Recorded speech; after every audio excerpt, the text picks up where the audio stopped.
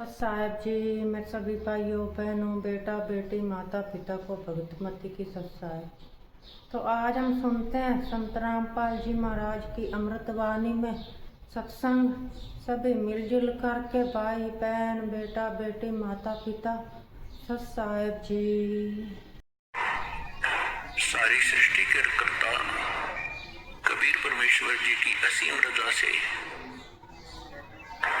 आप सभी पुण्यात्माएं इस सतलोक आश्रम बरवाला जिला हिसार में उपस्थित हुए। गुरुपद सेवा बिरला कोई, जा पर कृपा साहिब की होई। गुरु जी के पद्धति को, गुरु जी के बताए मार्ग को वही सफल कर सकता है जिस पर परमात्मा की विशेष रजा होती है। यदि आप जी को ये ज्ञान ना होता तो आप इस समय को कहीं ना कहीं बर्बाद करते, कहीं किसी की निंदा चुगली करके या किसी कहीं पर ताश खेल के या जुआ खेलते या कहीं राजनीतिक बातें करते जो कति काम की नहीं थी। और वो समय आपका कैसा सदुपयोग हुआ, इस बात को याद रखना। ये सब कहते हैं भक्ति मुक्ति के दाता सतगुरु, भटकत प्राण फिरंदा, उस साहिब के हुक्म बिना नहीं तरवर बात हिलता। उस परमेश्वर कबीर जी की आज्ञा बिना, उसकी रजा के बिना किसी वृक्ष का पत्ता भी नहीं हिल सकता। भक्ति और मुक्ति के दाता सतगुरु, भक्ति करा के ही मोक्ष होता है। जब हमें सत भक्ति प्राप्त होगी तभी हम मुक्ति पाएंगे, और वो सतगुरु ही दे सकता है। सतगुरु परमात्मा ही होता है, या फिर उस परमात्मा का कृपा पात्र हो सकता है जिसने जो ज्ञान उसी परमेश्वर से जो सतगुरु रूप में आए हुए होते हैं, वो फिर आगे उसी के ज्ञान को प्रचार करता है। तो इस विषय में आज ये दास वो सतगुरु है जो परमात्मा का दास, उसका भेजा हुआ कुत्ता आपको जगा रहा हो भौंक भौंक कर। आप धनी हो,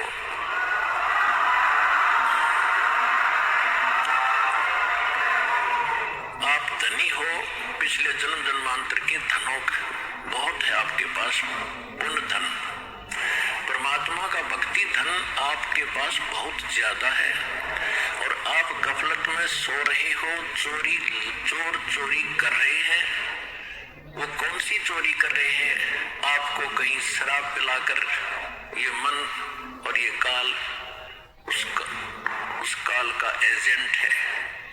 ये आपको ना जाने कहां सांग सिनेमा में ले जा करके वहां आपका समय व्यर्थ कराता है, और कहीं इधर झूठी भक्ति करवा के आपकी भक्ति धन का नाश करवाता है। किसी को आशीर्वाद देते हो, किसी को बद्दुआ देते हो, तो ये आपके भक्ति धन की चोरी हो रही थी। अब ये दास आपको भौंक रहा है गली गली में। पहले गांव गांव में गली गली में गए, प्रचार ज्यादा बढ़ गया तो फिर परमात्मा की वही आवाज इस दास के, उसके कुत्ते की सीडी डीवीडी मेमोरी कार्ड बना के आप तक पहुंचाया। आप जाग गए, जो जग गए उनका चोर भाग गए, और जो अभी सोए पड़े हैं उनका चोर चोरी कर रहे हैं, उनको भी हमारा उद्देश्य है जगाएंगे, बार बार आवाज लगाएंगे। कभी तो वो कुंभकर्ण की नींद को त्यागेंगे, भक्ति में लागेंगे। वो भी आपके भाई बहन हैं जो अभी पिछड़े हुए हैं, उनको भी जगाना है। तो आज जो सतगुरु, भक्ति मुक्ति के दाता सतगुरु और भटकत प्राणी फिरंदा, उस साहिब के हुक्म बिना नहीं तरवर बात ही करता। वही परमात्मा स्वयं ही अपने उस सुख स्थान को त्याग कर इस सबसे घटिया स्थान काल के लोक में आता है। सहज शरीर आते हैं वो दाता, प्रत्येक में एक लीला करते हैं, बालक रूप में कमल के फूल पर प्रकट होते हैं। कुंवारी गायों से उनके बचपन की परवरिश होती है और फिर बड़े होकर के वो परमात्मा एक आम नागरिक की भी, अच्छे नागरिक की भूमिका करते हैं और सद्गुरु की भूमिका भी करते हैं। और फिर उसके अतिरिक्त दूसरी स्थिति में वो कभी भी प्रकट हो जाते हैं किसी स्थान पर कोई साधु संत रूप बना के। कलयुग के अंदर विशेषकर वो जिंदा महात्मा के रूप में ही प्रकट हुए हैं और अच्छी आत्माओं को मिलते हैं। ये वेदों से भी आपको प्रमाणित कर दिया कि परमात्मा सतलोक में रहता है और वहां एक सिंहासन पर विराजमान है, तख्त पर।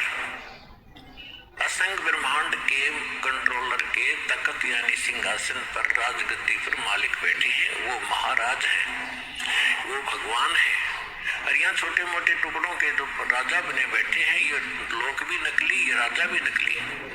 इनका अपना अस्तित्व नहीं, कब मर जाए, कब इनका विनाश हो जाए, कहाँ क्या बीमारी हो जाए। तो एक ही भगवान, वही शक्ति, वही मालिक है, वही सतगुरु है और वही वास्तव में महाराजा है। तो महाराजा की तरह परमात्मा सतलोक में विराजमान है। तो वो परमात्मा यहाँ जब आते हैं एक अच्छे नागरिक का रोल भी करते हैं, सतगुरु का रोल भी करते हैं, भूमिका करते हैं वो। और दूसरी स्थिति में वो परमात्मा अच्छी आत्माओं को मिलते हैं, वहां से सहशरीर आते हैं जिंदा महात्मा के रूप में, सबको अच्छी आत्माओं को मिलते हैं, उनको अपने से परिचित कराते हैं। फिर वो पुण्यात्माएं भी परमात्मा की महिमा आंखों देखकर आपको सुनाते हैं। लेकिन सबसे बड़ी हमारे अंदर एक कमी रही, जो हम परमात्मा को नहीं पहचान सके, ना उन महापुरुषों की उन वाणी को हम समझ सके जिन्होंने अपने अमृत वाणी में एफिडेविट देकर गए, वो भगवान के विटनेस बने, गवाह बने।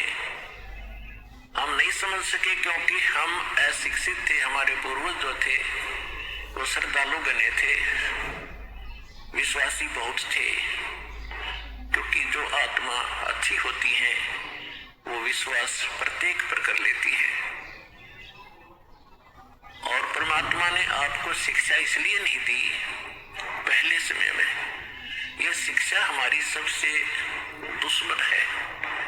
यदि हम शिक्षा प्राप्त करके परमात्मा की खोज नहीं करते हैं तो यह शिक्षा व्यर्थ है। इस शिक्षा ने हमें अहंकारी बना दिया और मर्यादाहीन बना दिया, माया का अधीन बना दिया, माया ही जोड़ना उद्देश्य मान लिया। कोई भी बच्चा शिक्षा ग्रहण करने के लिए घर से चलता है, उसका उद्देश्य यही होता है, बड़ा अफसर बनूं, घनी कमाई करूं, 2 नंबर की घनी करूं। वो कौन सी ट्रेनिंग है जिसमें तनख्वाह से अतिरिक्त और मिलती है, रिश्वत घनी।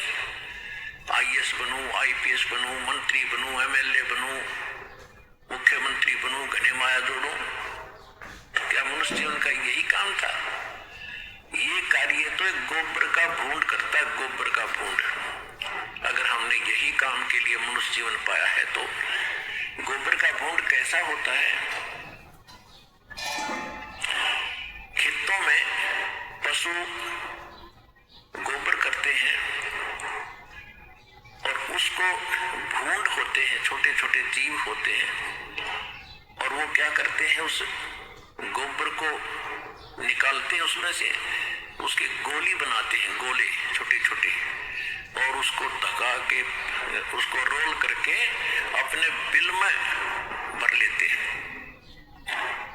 उस बिल को गहरा बनाते रहते हैं मिट्टी से खोद खोद के, और उसको गोबर को ठोक लेते हैं करोड़े बना बना के, वो गोबर खाते हैं। तो वो व्यक्ति, वो प्राणी वही होते हैं जो मनुष्य जीवन में माया जोड़ जोड़ जोड़ जोड़ कर बैंक भर ले, कोठी बना दे, बंगले बना ले।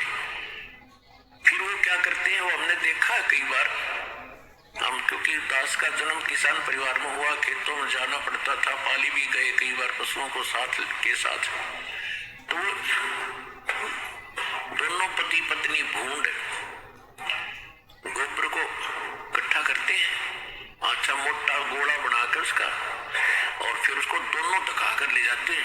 आगे से एक पीछे से, और मंडे रहे इतने को पूरा ना खत्म कर ले, कहीं और ना ले जा और कम पड़ जा। और कभी कभी भैंस या गाय के पैर के नीचे आके वो दोनों ही मर जाते थे। वो गोबर दरा दरा रह जाता, इकट्ठा करा करा बिल में।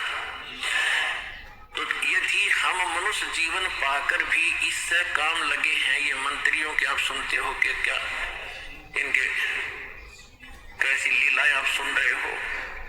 किसी पर इतने घोटाले का आरोप है, किसी ने इतने पैसे इकट्ठे कर लिए, और ऐसे ये मंत्री, मुख्यमंत्री, प्रधानमंत्री कोई हेलीकॉप्टर के उससे दुर्घटना से मर गए, कोई बीमारी से, कोई किसी और हादसे में मारे गए। वो गोबर जो इकट्ठा कराया था सारे जीवन में, वो धन वो यही रह गया, कोई न जाने कौन बरतेगा। और वो भाई की तक गधा बनकर जिस से वो पैसे ले रखे थे सबके पूरे करेगा, रोएगा असंग जन्मों तक।